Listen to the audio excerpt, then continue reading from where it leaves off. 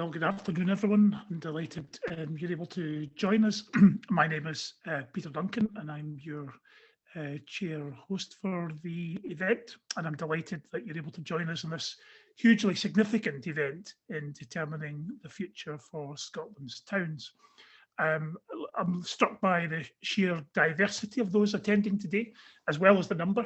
Capacity was at 500. We had to stop accepting registrations. That's clearly a sign of the shared appetite to address the agenda we're dealing with today. The webinar deals with a new future for Scotland's town centres, which is the report published by the Town Centre Action Plan Expert Review Group, which sets out a vision for the future. I'm sure you've all seen it. If you haven't, take a few moments to check out either the Scottish Government's website or indeed the review group's website itself at www.futuretowns.scot. Membership of the review group, as you'll be able to see on that website, came from the widest possible range of stakeholders, from local government to public health, from small businesses to transport. We are delighted to be joined by the group's chair, Professor Lee Sparks, from whom we'll be hearing shortly. The format of the event is delighted to be, as they say, informative and engaging. I hope you'll find it really valuable. Shortly, we'll hear from Aileen Campbell, MSP, the Cabinet Secretary for Communities and Local Government, who commissioned the review, and it will set the context as to why, and will perhaps address why the review is so important and why now. And then Professor Lee Sparks, Chair of the Expert Review Group, we'll look at how the review worked, what's worked well from the original Town Centre Action Plan review in 2013, and I suppose what is now needed to fill the gaps in that review and address the new trends and changes in context. Given how the vital work of local authorities in meeting this challenge, delighted to be joined by Councillor Stephen Heddle, who's Environment and Economy Spokesman for COSLA, who'll be speaking to us, as you'll see from the agenda. And finally, we'll hear from Phil Prentice, Chief Officer of Scotland's Towns Partnership, on the steps we can take to build momentum in the right direction for Scotland's towns. I hope you'll see in that this hour-long session, we've got that cross-section addressing the genesis of the review, the practicalities of what's happened, and hopefully what steps we can now take to move it forward in the agenda. During the session, you've got access to the Q&A function on your screen. If you've not used the Zoom before, it's on the bottom of your screen normally. If you have a question, use that function and submit your question to me, and I'll collate them and try and group them during the course of the session. As you'll see, we've got time at the end of the meeting for a consolidated Q&A session with the contributors, and hopefully I'll get good. Please do feel free to submit your questions. If by any chance we don't get to your question, and we have got a very big attendance today, then bear in mind we will come back to you after the session, probably I think with a consolidated document which will address all of the questions that we've been asked, but one way or other we will get you an answer to your query. So we have a busy hour, as you'll see. So without further ado, if we move on to the first session, this feels a bit like a turning point for Scotland's towns in my reflection, not least of all after an extraordinarily difficult year blighted by the pandemic. So perhaps no better time to hear directly from the Cabinet Secretary herself, Aileen Campbell, MSP.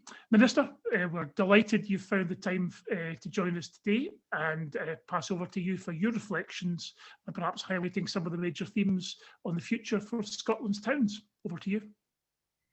Thank you, Peter, and thanks for inviting me to join this official launch event for the excellent Town Centre Review Report, A New Future for Scotland's Town Centres.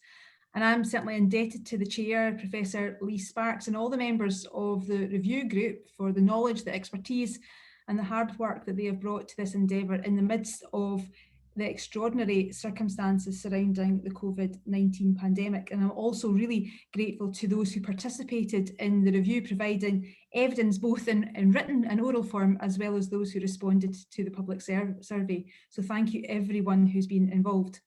And as we gather together online, it's yet another reminder, as if one were needed, of the unprecedented circumstances that we continue to find ourselves in. It's nearly a year since the world changed and found itself in the midst of a global pandemic, and nearly a year since the UK went into full lockdown. Those necessary actions have not been without their impact, as well as being directly devastating to so many. The pandemic has created socio-economic harms that are wide-reaching and serious. And unfortunately, our towns and places have not been immune from that reach. And that's why I commissioned this review of our well-regarded Town Centre Action Plan, to ensure that we have the right measures in place to enable our towns to emerge from COVID with resilience. But this comes on top of the serious and significant challenges our towns have faced, as the report reminds us, over a number of decades, where for over 60 years it seems our towns have survived in spite of the policies and decisions impacting them.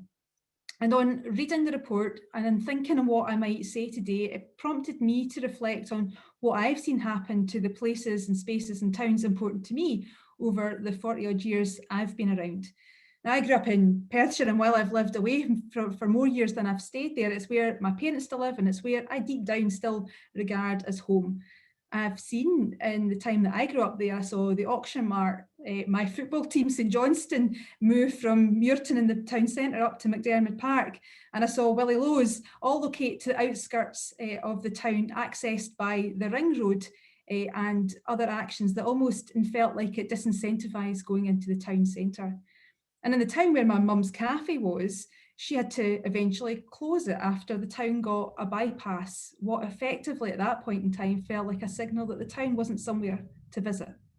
And I know we'll all have our own observations about the towns that are close and personal to us. And now, as an MSP of a constituency filled with brilliant market towns, a county town, I've tried my best to support them over the years in face of services being removed and taken elsewhere. And I guess I reflect on that, not to dwell on some decisions are made with the best of intentions, but to recognise just how much our towns have had to cope with for so long, and yet they have adapted and they have endured. And that's why this report is so critical. It's not about trying to recreate the past, but it sets out the context of what an exciting future for our towns could be if we choose to grasp the opportunities and make the right decisions to enable these precious places to not just survive, but to thrive. Because while the impact of COVID-19 continues to be traumatic and harsh, it has prompted changes to the way we live that have started to foster a reappreciation of the value of what's on our doorstep. We are by necessity staying closer to home, reconnecting and rediscovering our town centres in a new way and using them differently. And the review reminds us just how unique and special our towns are. Their quirks, their histories, their stories and their traditions all contribute to our sense of belonging and our sense of place and our social and economic well-being. So they deserve the recognition that this report attaches to them and the ambitious and bold recommendations suggested to help develop a route map of how to ensure that they can continue to flourish. This report also comes at a time when we're given more general consideration of the type of Scotland we want to create as we emerge from the pandemic. The pursuit of a fairer and equal Scotland, as advocated by our Social Renewal Advisory Board, which Lee was also a member, recognised the need for empowered communities that work for all. It and this report recognise that we cannot revert back to the old ways of doing things or back to some kind of normal pre-pandemic world when that normality failed too many for too long. And while the Town Centre Review was prompted by the impact of COVID, we cannot ignore that the pandemic was layered on top of existing and serious challenges, stretched public finances, the impact of austerity, demographic change, continued Brexit uncertainty, and climate change. All these concurrent risks point to what needs to be an accepted fact, that tinkering around the edges isn't an option, and nor should we be content with it. This report we're here to launch today, the Social Renewal Advisory Board report, and approaches like community wealth building now offer us some way to help reshape and rebalance our economy and our society that values the assets and the talents of our people and communities and trusts them. And as Cabinet Secretary with responsibility for towns, I've been pleased to back up some of our commitment to our precious towns with resources. In the programme for government, we committed to establish a place-based investment programme in 2021, backed with £275 million of investment over the next 5 years. As well as our town centres, this funding will support our ambitions for community-led regeneration and 20-minute neighbourhoods, thriving, accessible places where most people can meet their daily needs online or in person within a 20-minute walk from their homes. Whilst the £18 million Town Centre Capital Fund for 2020-21 supports local authorities to take forward innovative, exciting plans and projects that enable town centres to diversify and to flourish. And earlier this week, we also announced a further additional resources of £50 million for town centres, further commitment to our places and our communities. So this report, these resources and the dedication and commitment of all of you here today comes at a really pivotal moment. It feels like there is momentum with us. People are reliving what is on their doorstep, and new ways of working and living point to big opportunities for our towns to capitalise on. But it will mean change, it may be uncomfortable, and it will require ambition and nerve. As our towns continue to evolve and develop, we'll all need to remain agile and adaptable as new opportunities present themselves and new challenges emerge. Because regardless of the challenge, what will continue to be necessary for the success of our towns and communities will be collaboration and partnership. But the big prize, if we work hard and get it right, will be flourishing, vibrant towns, special places, and the sustainability of them in the long term, and also the ability for them to continue to contribute to the well-being of our country. So I'm really excited about what the report offers us as a suite of actions to take ahead. And I'm really excited to hear the discussions and thoughts from others today about what next for our towns. And I'm really pleased to be able to have been part of this event and this launch, because I think this is a really important moment for our towns and communities going forward. So thank you. And to thank to everyone who's been involved in the report today. Cabinet Secretary, thank you very much. It was really, really helpful. Thank you very much. And if you're able to hang around, we've got a sort of group Q&A at the end, and I'll perhaps field some questions for you then. It was one of the founding fathers of the United States, Benjamin Franklin, who said, if you want something done, give it to a busy person. Well, clearly there's probably no one busier, and certainly no one better to chair a review of the Town Centre Action Plan than Professor Lee Sparks. Lee, as you'll probably know, is Professor of Retail Studies at the University of Stirling, where he's also Deputy Principal. And in a year which has combined clearly the complex challenges for retail and for higher education, it's nothing short of extraordinary. He's found the time and headspace to chair this review and pull the report together. Professor Starks, delighted you could join us today. Over to you for your thoughts. Thank you, Peter, and good afternoon, everyone. As Peter said, my name's Lee Sparks. I'm Professor of Retail Studies at the University of Stirling, and I chair the Town Centre Action Plan Review Group. I want to start with a couple of thanks, if I may, just to follow on from the Cabinet Secretary. And firstly, I'd like to thank the Cabinet Secretary herself for the opportunity to actually chair this review and the chance it gave to think about town centres a little more deeply. Obviously, I'd like to thank the review group members for all the work, energy and enthusiasm they put in, and all of those who gave evidence in a variety of different forms. Some of you will recognise some of the things you perhaps said to us, others less so perhaps, but all of it was very welcome. And I'd also like finally to thank the support team that helped us try and put all this together at what's been a difficult time as well. I have a few slides that I want to try and share over the next few minutes if I can. And they're not moving forward.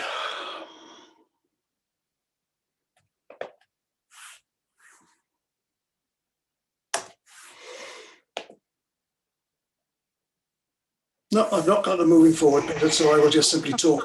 It's probably going to be the easiest way to do it, and they may or may not catch up. In terms of the Town Centre Action Plan review, we were charged with doing a variety of different things.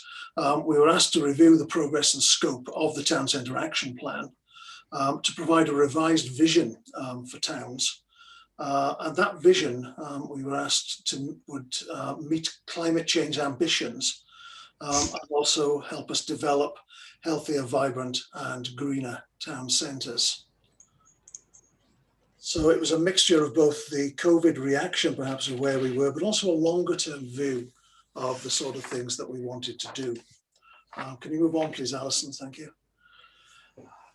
We do have, over the last decade, quite a strong basis within Scotland. It's on a basis that's well recognised, but also envied by some of the other parts of the United Kingdom. The National Review of Town Centres, the Fraser Review, which led to the Town Centre Action Plan, provided a sound base and a route map for where we were going.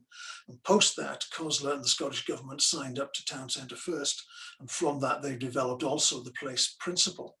And beyond that, more recently, as the Cabinet Secretary just said, we've had the place-based investment programme, which has begun to coalesce investment around aspects of 20-minute neighbourhoods, community wealth building, regeneration, and of course town centres. So the basis we have, I think, is quite a strong basis for town centres, particularly compared to some other places.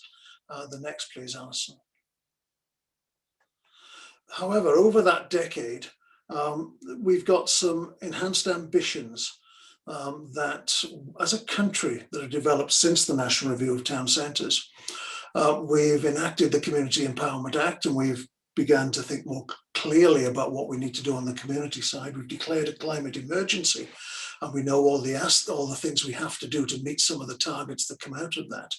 But we've also developed the national outcomes and linked those very much to the UN Sustainable Development Goals. And also, we've had a government over the last few years, or governments in reality, that are very much focused on inequalities and social renewal. So the context of how we think about place has really changed. And if we think about towns, and we think about the aspects that are on the slide at the moment, towns are the natural places for where many of these can actually be delivered. And so protecting our towns, developing our towns and making them work becomes that much more important.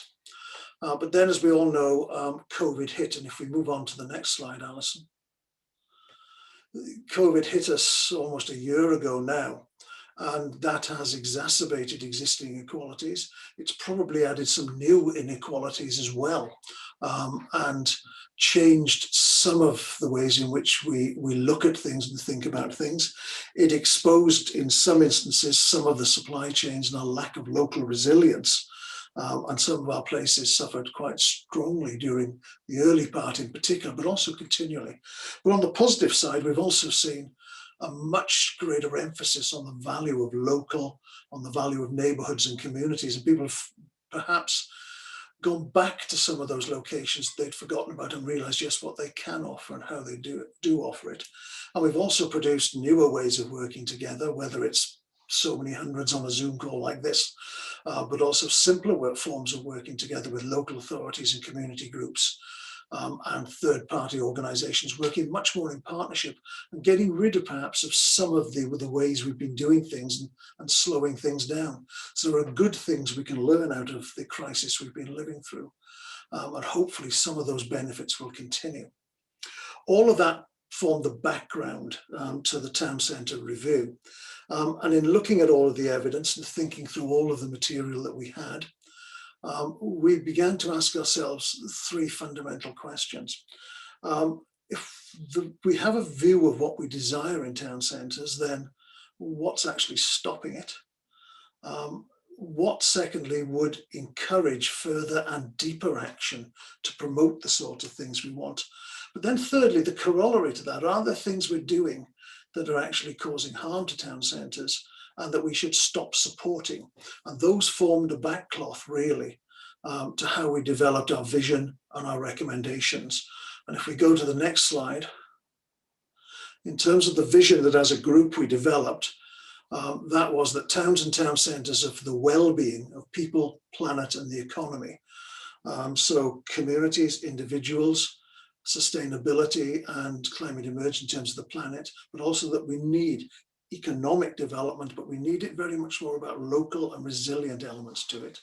And that towns are for everyone, but that everyone has a role in making our towns and town centres successful. One of the strong messages that came out both in the Town Centre Review, but also the Social Renewal Advisory Board, was the way in which groups in towns, around town centres, in communities felt marginalised and didn't feel brought in to what the place was about for them, and how we actually make it stronger and easier for those groups to actually be brought in to co-produce what town centres and towns should be like for them.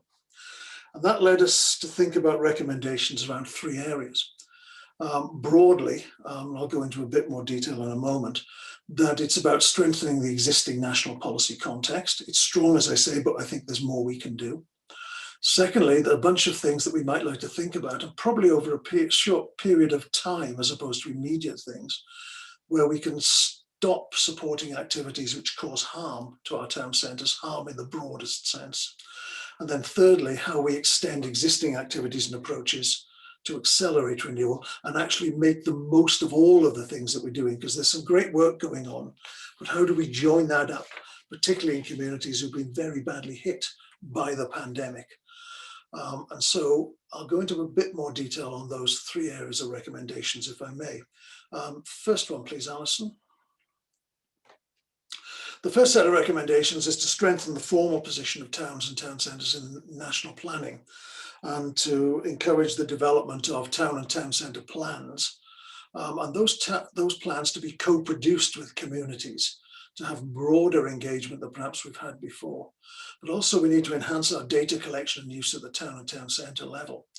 And if we look at the detail of those, we're doing work at the moment, obviously, with the National Planning Framework 4, and there are ways in which towns and town centres can be prioritised and strengthened within that. And I hope that will be taken forward later this year. When we develop town centre plans and think about how plans need to be built, we need to implement it with the local community, but with that focus, that broader focus on the well-being of people, the planet and the economy. And then thirdly, whilst we have some data on towns, a lot of data isn't collected in that way.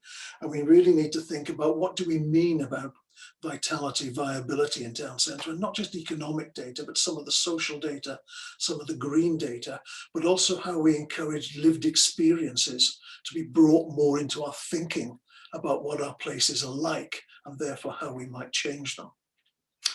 The second recommendation, Alison, is that the Scottish Government should review the current tax funding and development systems to actually place well-being, economy and climate outcomes and fairness and equality at their hearts. We recognise fully that some of these are not within the gift of the Scottish Government, and there needs to be negotiation with the UK Government. But this stems from that discussion around what are we doing that actually is making an unbalanced playing field and actually helping some of the decentralisation and disaggregation that was talked about earlier. We produced 5 elements we think we might need to think about much more seriously. Whilst the rate system probably needs radical overhaul, I think there are amendments we can make to non-domestic rates to make it cheaper in town centres and more expensive for our disaggregated, decentralised activities. We can rebalance in those ways. I think there are issues around how we think about VAT, both in the way, as I've just said, but also the fact that it's more expensive and more difficult to renovate space than it is to build on a greenfield new site. And we ought to be thinking about how we can use taxation to help that. I think we do have to think seriously about introducing a digital tax. One of the difficulties that people have with that is the sense that it is penalising innovation. But I think our tax system has to be based on what the economy is actually like. And as we've moved into a much more digital setup, I think we need to think how we balance tax across all of the activities that we have. And more internationally, we need to think about how we do tackle some of the ways in which companies move money around in order to avoid tax. And then more directly around sustainability elements, we need to think about what we're doing in terms of car parking and out of town car parking. Space levies may be needed. And it's worth making a point here that I'm not just talking about retailing, I'm talking about sectors beyond that. And that if we're serious about some of the harms, we ought to think about a moratorium for possibly 5 years on out of town development. And there may be odd exceptions for national priorities, but really we ought to stop doing this, take a pause, and actually rebuild in terms of town centres. If we can stop doing harm, I think we can then do some good and actually allow local authorities and others to rebuild in town centres. The third set of recommendations are that we both expand and align all of the funding that we use in towns and town centres. We have an overall request, and elements of that have already been met, that the Scottish Government continues to expand and develop that alignment and increases the amount of funding available for town centres. That, I think, has been met and is beginning to be met by the Scottish Government, which is very welcome. But that has to be also be substantial and multi-year, not short 1 year shovel-ready type projects, but rather more substantial. But also has to think, if we've got community assets, we need to think not just about buying the assets, but how we run them. So we need the balance of revenue and also capital spend. If I go on to the next slide, we've suggested that some of that spending and some of that focus on town centres could usefully be done around 4 particular themes. There were half a dozen in the original Town Centre Action Plan. We've combined a couple, and the planning we've taken out of this particular group, but we're left with 4. Firstly, that we need to continue to pursue more people living in town centres, different types of housing in town centres, incentivisation for more mixed use and different sectors. But we need to get more people clustered in those particular ways. Secondly, that we focus on digital skills and use in towns, not from the way perhaps we have been doing it, but we actually think about giving community and individuals the skills they need to engage in the economy and develop entrepreneurial behaviour from that around town centres. I think we've perhaps been guilty of imposing a little bit some of the digital elements. Thirdly, that we need to build out our enterprising communities. So how do we get small local business? How do we get community enterprises and entrepreneurship that are building local, resilient, circular economies and opportunities around strategic acquisitions from a variety of different partners in that particular space? And that clearly aligns to community wealth building. And then finally, building and linking with all of the activity that's going on around climate change. Some of that would be green jobs through retrofitting town centre buildings, making that cheaper, making that easier. But we need to think as well about how we alter the space in town centres for aspects of pedestrian movement, green space, active travel. And if we're doing those sort of things, they're the sort of elements we need to think about how we measure that in our data collection for performance of town centres. We need that to build that resilience for climate change, and that comes not just from the planet side, but it comes from the people being resilient as well, to build the skills up, hence the items around digital skills. And the next one, please. To draw a conclusion, if I may, the current narrative that we've had is too often around the decline and death of the town centre, and it's partly understandable given what we're living through, but it is overstated. Decline is not inevitable. It has been constructed by the way we've constructed society and economy, and we can reverse that and alter that if we choose to do so. And if we do that, towns can and will be the heart of the community, and they will deliver for people that we need to improve their situations, and we've seen that in the last year, for the planet and for the economy. I believe we need to make that happen as a matter of urgency. And I think our recommendations will help do that if they are implemented and if we can join all of those elements up together. The final slide, if I may. A final word, Peter's already said where you can get the information on the review and the report, and clearly I've done a very brief job of going through it. Where you can contact me is on the slide as well. But I would say, this format of just this 1 hour and a very short Q&A, I'm more than happy to discuss, to present, to debate any of the issues in the report to any particular group, subject obviously to diary considerations. But if you are interested in me talking to particular sectors or particular groups, please just reach out and I'll see what I can do around it. We need to build a dialogue about how we make all of this happen. The proof of the report is not going to be in what I've written. It's going to be in how we implement it and how we really develop and get behind our towns. Thank you for listening. Thank you, Lee. Appreciate that. Moving on to our next speaker, who is Stephen Heddle. COSLA, as you may know, was part of the review, and obviously the local authority wider family is central to delivering on the ambitions of the review. So I'm delighted to welcome Councillor Heddle, who's COSLA spokesman on environment and economy. He's an Orkney Islands councillor. And Stephen, we're delighted you could join us today. The floor's yours. Thank you very much, Peter. Yeah, good afternoon, and thanks everybody for the opportunity to speak to you today at the launch of the Town Centre Action Plan. As Peter just said, I'm Stephen Heddle. I'm a councillor from Orkney and COSLA's Environment and Economy spokesperson. And as a native resident and indeed councillor of the City and Royal Borough of Kirkwall, which is more commonly known here in Orkney as the Toon, my support for Toon Centres is wholehearted.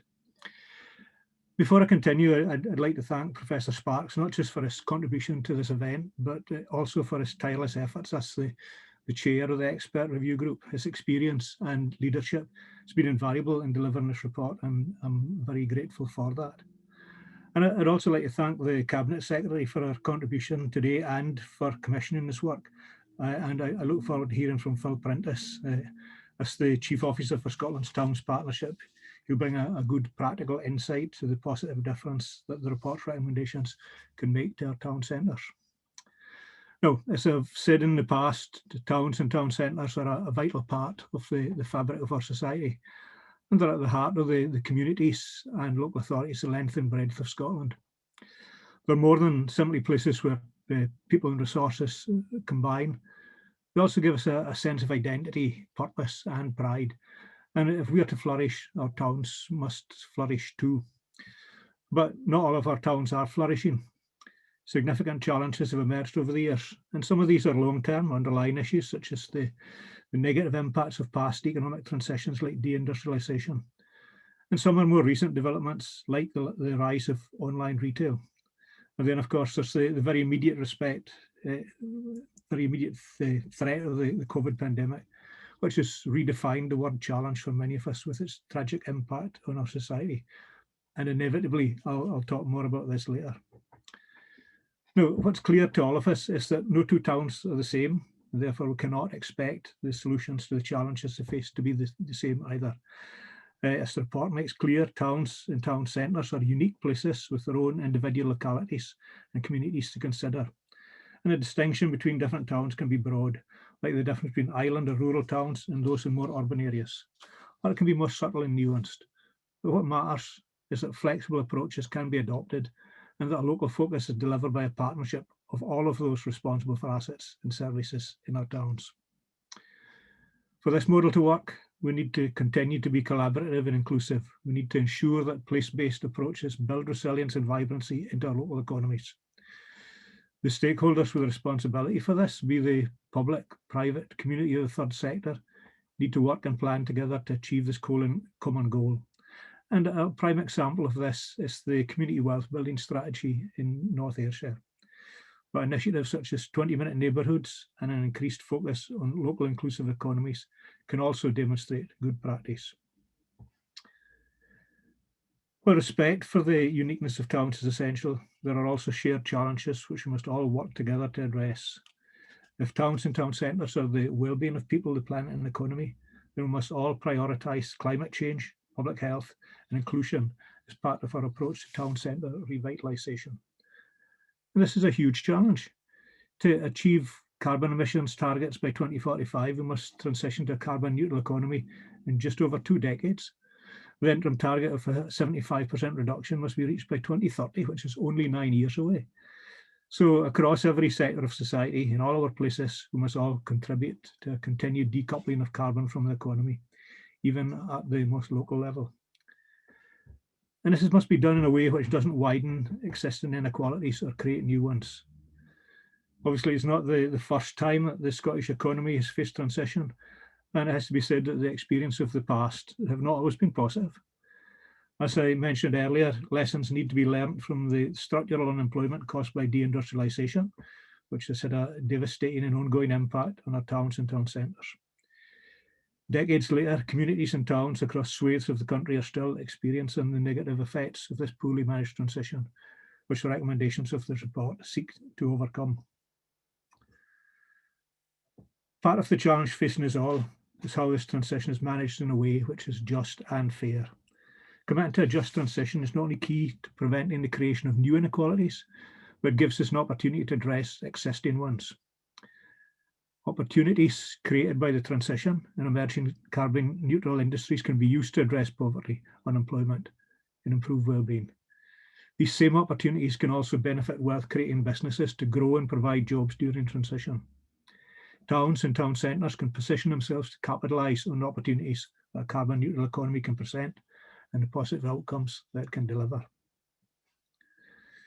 Back to the COVID bit, and in many ways, there's never been a more important time to focus on our towns than now, when the coronavirus pandemic has taken such a toll.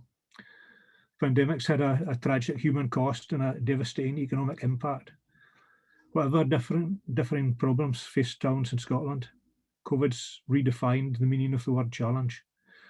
And while it may not have changed our ambition or our desire to give our towns the opportunity to thrive and flourish, it certainly made the context for achieving it even more difficult. But even the darkest clouds have silver linings. Despite all the negatives that the pandemic has brought to our lives, necessity has proven to be the mother of invention, and new ways of working have emerged which offer hope for the future. Localism has become the default approach, and across Scotland we've shown our resilience. Innovative new ways of working have emerged, and local partnerships have formed. Communities and local authorities are working as close as ever to deliver outcomes needed in their places.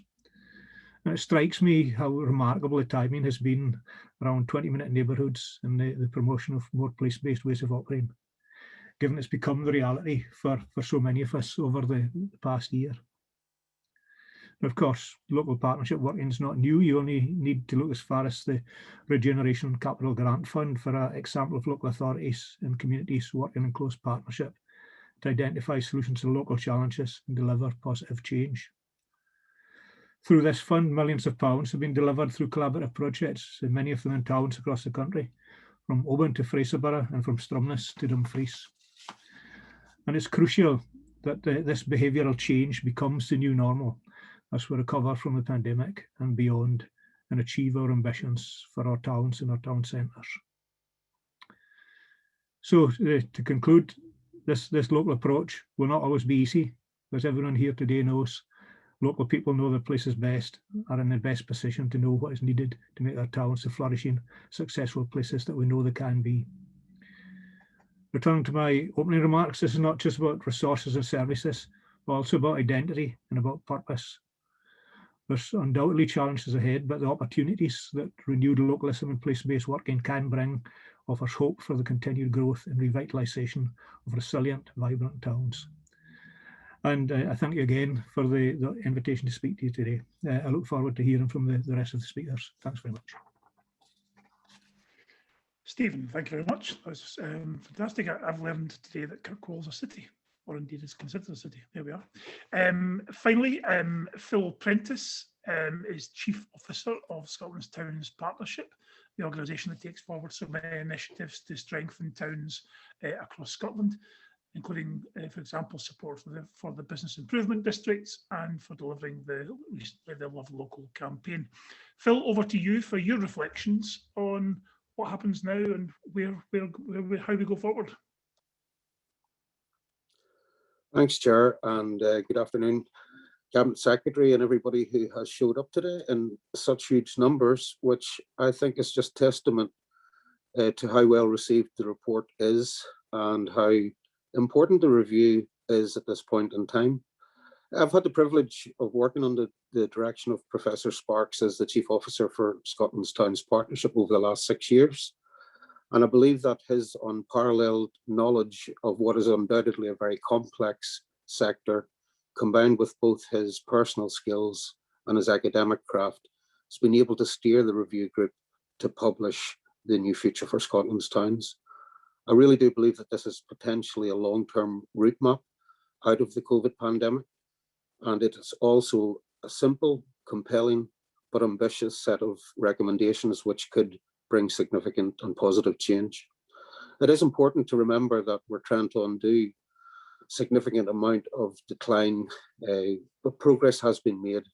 Quite simply, we hollowed out our town centres from residential use. We then built in far too much retail. We shoved too much other stuff to the edge of town. And now we've no other option but to actually build out from the core. And this gives us the levers and the capacity to do that. Progress has been made, since the original TCAP. Over the last few years, the policy work spearheaded by Scottish Government in terms of the Fraser Review, the Town Centre Action Plan, the Town Centre First Principle, the Place Principle. All of these have created a really strong framework to improve and to drive change. And we've seen over the last year or so, the constituent parts of the UK are following and replicating a lot of these policies. And even this week, we had recognition from the UN that Scotland is definitely heading in the right direction. So we've got our policy framework right. We just now need to make the right decisions on the ground. Right across the country, I have the privilege of seeing this happening. I get a bird's eye view of all the different parts of Scotland are taking these policies forward. And I have to say, at local government level, certainly over the last 5 or 6 years, there's been some really fantastic approaches emerging. However, COVID has created an intervention in time.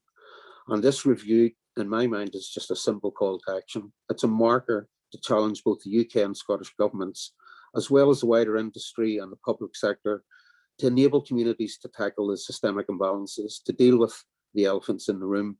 And the recommendations, in my mind, do that. But it also importantly, and this is a real opportunity, our towns and city centres should be seen as a showroom for all of the political priorities that we have. Town centres belong to everybody. They don't belong to any political class. They belong to society as a whole. And so much of what we're trying to do, climate friendly, net zero, better digital, better housing products for young people, for aging demographic, the green agenda, rain gardens, tree canopies, pop-up parks, biodiversity, mixing the blue and green technologies, new jobs, new employment opportunities, the community wealth building model, 20-minute neighbourhoods, healthier environments. All of this can be showcased in our town and city centres. So we have to be brave moving forward. We have been, as a country, always. We are a nation of towns, a nation of invention.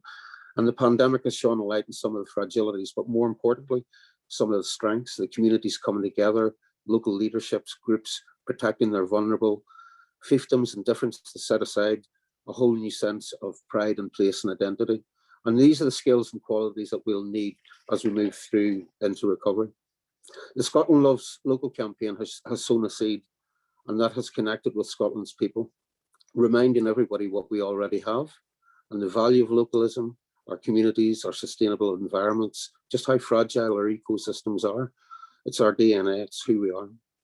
So this struggle belongs to all of us. Our towns, cities, neighbourhoods belong to the people who populate them, or who work there, who have businesses there.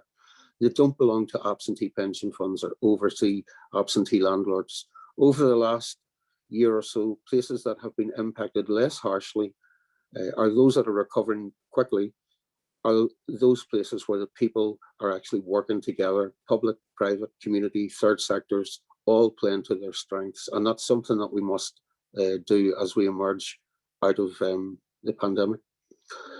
We've done it before and we'll do it again. When Timex and MCR left Dundee, the folks didn't let go, they rebuilt. We had the waterfront regeneration, the universities, the V&A, a desire to become Scotland's smallest green city. It's been done before, we can do it again. Falkirk over the last decade has transformed itself. The Helix Park, the Kelpies, the Wheel, the THI initiative, Falkirk delivers, and the new investments that are planned for the town centre. You'll have to bear with me, I've got a pretty bad cold at the minute. And Paisley, our biggest town, it's emerging from its City of Culture bid. It's going to rebuild a town centre that connects culture and heritage with its community and beyond. Ayr and Kirkcaldy undergoing significant renaissance. The list goes on. There's lots of this good stuff happening across the country. And sometimes even where the smaller places where the communities take the lead, the Stove in Dumfries are trailblazing. You've got the artists in Kirkcaldy, the crafters in West Kilbride, the bid for Oban. It shows you the art of the possible. Where you have strong leadership and local collaboration, all of this stuff can happen, particularly now with the review dealing with the systemic barriers that have often hindered the good intentions on the ground. So we don't need to look too far for inspiration. And you know what? We don't have to wait for permission. Just get on with it. Just do it. So as we move towards a new Parliament, Cabinet Secretary has already shown the level of Scottish Government commitment. Indeed, record investments are coming. 5 years ago, I could walk into a room and say, look, who's got an issue with their town? Every single hand would go up. And then I would say, well, who's going to hang around to help? Every hand went down and people would look at each other thinking, I thought you were doing it, are you not doing it? See now, 5 years forward, when I have that same conversation, everybody's willing to help. And that is the message. We all must play to our strengths. We all must move forward together ambitiously. We need to be brave. These are difficult and challenging times. But if we all play to our strengths and work together in an open and transparent way, we've got a much better chance of building back better. So without further ado, I'm going to hand back to the chair before my throat caves in. Phil, thanks very much. Well done for battling manfully through that. Well done. Very grateful for your contribution. So you've been pretty busy on the Q&A function. I've kind of tried to pick out, certainly in the first instance, one for each contributor, and we'll just work our way around that and see where that gets us time-wise. So perhaps firstly to the Cabinet Secretary. Aileen got a question from Emma McKenzie, who's Head of Asset Management for New River.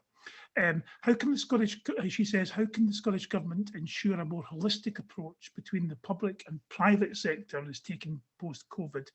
For example, the place-based investment programme, 20-minute neighbourhoods, more collaboration and planning, housing, digital, climate, inclusion, and so on. Also, in the way the Scottish Government funding is being developed, funds such as place-based investment programmes and supporting communities will ensure local partners are identifying priorities and working with the private sector to deliver stronger outcomes. Suppose the question is, how can we ensure that all of this gets pulled together in a kind of holistic approach? Thank you, and I think that's right. I think it's a challenge that I think we still need to grapple with across government to make sure that we are aligning all our funding streams, making them sensible, making sure that we are not having on one hand pots of money around climate change and then pots of money around something else, but actually what knits all that together is the place-based approach, and that shouldn't preclude business and private interest as well from being part of those conversations. And I think and I hope that what we can do with the announcement of significant resources, the £275 million place-based investment programme, is not only just hope that works and hope as a policy it becomes something that people want to be part of, but that resource also incentivises that place-based approach to enable everyone who has something to contribute, everyone who has an interest to get together and work for the benefit of that town. And I can see it in my own constituency. I can see it in the towns that I represent, where there is a bringing together of the business improvement districts, the community council, the development trust, all of them recognising they're kind of doing the same stuff, but all pulling in slightly different ways. And actually the sum total of that collaboration generates much better outcomes, and we want to see more of that. So too will on top of the £275 million, it was the £50 million that we announced as part of the budget update earlier this week for town centres again just underlining our commitment to making sure that we can support our towns, and so I hope and we will encourage the place-based approaches to be the thing that galvanises people with an interest in a place to make sure that they are collaborating, they're coordinating, and that it's sensible and works for people and communities as well. And we've seen that in the last 12 months happen in jig time. I've seen that in my constituency here, where people have responded, and it doesn't have to be a third sector organisation or a local authority or a small business. Everybody has pulled together to make sure that they can meet the needs of the community around them. And that's why we set up the Social Renewal Board, was to try and bring about some of the good practice that we saw as a result of the pandemic response, to ensure that we don't lose that good practice, to make sure that we could embed that and encourage that to be the way that we forward and do business in Scotland. So I'm hopeful that, although along with the good policy, the good frameworks, this report that we've got resources now in place that can help this come to life and become tangible examples of how we do business in Scotland. Thank you. I mean, I think one of the great things about the that's come out of such a devastating year has been the way in which people have, just dropped their silos and pulled together, which has been a remarkable thing to see in many cases. Moving on, I've got a question which has come in from Barry Fisher, who's Chief Executive of Keep Scotland Beautiful. This is for you, Lee, if you wouldn't mind taking this one. Barry says, whilst there's a growing recognition that towns can play into the renewal of a whole host of national outcomes, which do you feel are the most important, and how does this system need to be rebalanced? Do you feel the review can provoke some radical change? And I suppose in particular, Barry asks if we do require a radical change of thought and more support to see healthier, greener and more sustainable towns. Yeah, thank you, Peter, and thank you, Barry. I'm not sure I can answer that question directly in terms of which national outcome is going to be the most important over another national outcome. I think they do have to be thought of as a package. And I do hope that the way in which we've approached this review is to see things as a package as well. Clearly, we were set up and we were looking at how we met sustainability challenges, how we looked to the future, and how we did have greener, healthier town centres. And it obviously chimes into Barry as well, in terms of the sustainability, climate, and how we respond in those sort of ways. Do we need radical change? Yeah, I would like to think that, as Phil has said, that the report is fairly straightforward.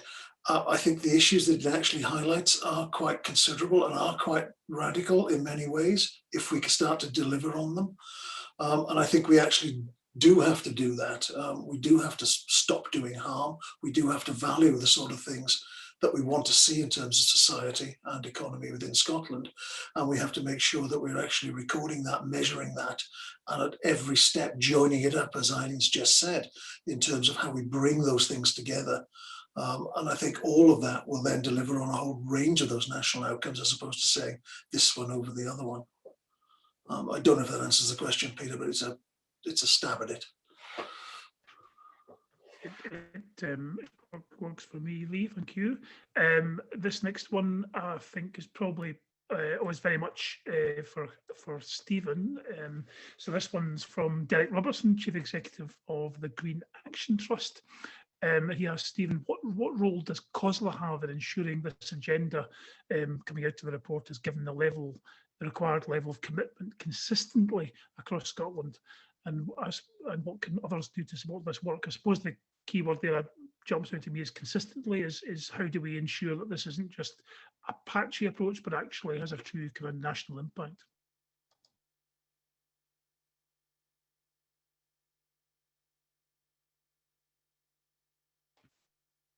Stephen, oh. Sorry, I couldn't find the mute. It's on the wrong screen. Yeah, I'm very happy to try and answer that question, and indeed answer the point you made about the consistency as well. I mean, clearly, COSLA is an umbrella organisation, and our role is to represent all 32 councils, but at the same time, respect and local flexibility to respond to the aspirations of our communities. And importantly, to work with the Scottish Government to make sure that the policies and initiatives that are developed are well informed and positively address the challenges that we're facing. And obviously, in terms of the challenges that we're facing, how we recover effectively and fairly for the pandemic, and in a way that's consistent with our environmental objectives, is a fundamental priority for COSLA, perhaps the fundamental priority. And alongside that, regeneration is part of this, and we're in active discussions with the Scottish Government and new funding to support the local projects. But very positively, there's a genuine political commitment to think differently post-recovery, and the future of the towns is definitely going to be part of this approach. But coming back to the question of consistency, well, for us, consistency has to be about enabling best practice suited to local needs and local opportunities, rather than ensuring a lowest common denominator response. And to ensure that we share best practice, where we have our political and professional networks. And through this, we see the promising approaches for local economies, such as community wealth building, emerging and being more widely adopted. And we can support best practice through the schemes that we administer, grant support schemes particularly, such as the Regeneration Capital Grant Fund, and hopefully a role in the place-based investment fund. To ensure that this is taken forward, well, it's true that councils are facing terrible funding pressures, but it's equally true that it's in our interest to support our town centres to be what our communities aspire for them. And the Town Centre Action Plan provides a reference framework for improvement. And I think that we changes to the planning process in forms of local place plans. There's also a new mechanism for communities to use that and to have a direct input in shaping the plans through statute. And this in conjunction with all the other initiatives that's highlighted in the Town Centre Action Plan and the recommendations, I think means that things really are coming together now. I mean, costless right behind this, with the caveat that in terms of quality, we want all the communities to benefit, not just the ones who have an organisational capacity. So we're working hard to try and ensure that this is the case. But coming back to the final point of the question, to what can others do to support this work, I think the answer is fairly straightforward. I'd like to encourage everybody to formally adopt the place principle into their strategies and delivery plans, because the place principle for us, it underpins much of what the Town Centre Action Plan seeks to deliver. And I think the more buy-in that we have to that, the more that we can achieve together. Thank you, Stephen. And this may, just given the time constraint, may this have to be our final question. So I'll perhaps pass the parcel on to Phil Prentice for this one. So this question comes from Hazel Cross, who's Economic Advisor with the Town Centre Development Unit of Fife Council. I think she's asking this question on behalf of all the collaborators in the room. The report was clear that there's no cookie cutter solution and that place-led collaborative partnerships are the way forward. What are your top tips on how to do this, Phil? My advice would be to begin by listening to the people. Listen to what the people in that area, what concerns them, what they would like to see, what their ambitions are. Then move on and focus on what you've already got, not what you would like to see in the future. That's further down the line. What is it you've already got that you can work with? Broaden out the discussions and bring in the key stakeholders. But fundamentally, you listen to the people on the ground. Very often we don't listen to the unheard voices, and investments are made top down, never utilized. If we get those initial conversations right and then build that story ambitiously but grounded, over time, then we can bring the other stakeholders together. I have to say, having been across the country this last couple of years looking at all of this agenda, I feel the timing is just perfect for this to land. The private sector are now in a place where they're more willing to cooperate and engage, as well as communities who know that they have to roll their sleeves up and help, and local government take a facilitation role in all of it. But the government have given us a clear steer. They've given us additional resource. So just listen to the people and build that story. That's what matters most. And you will find a plan to deliver. Thank you, Lee, and thank you everyone for taking the question. I'm very grateful to our contributors today, to the Cabinet Secretary Elaine Campbell MSP, to Professor Lee Sparks, the Chair of the Review Group itself, and primary author, I suppose, of the report, to Councillor Stephen Hiddle, COSLA spokesman on the economy and environment, and also our proud Arcadian.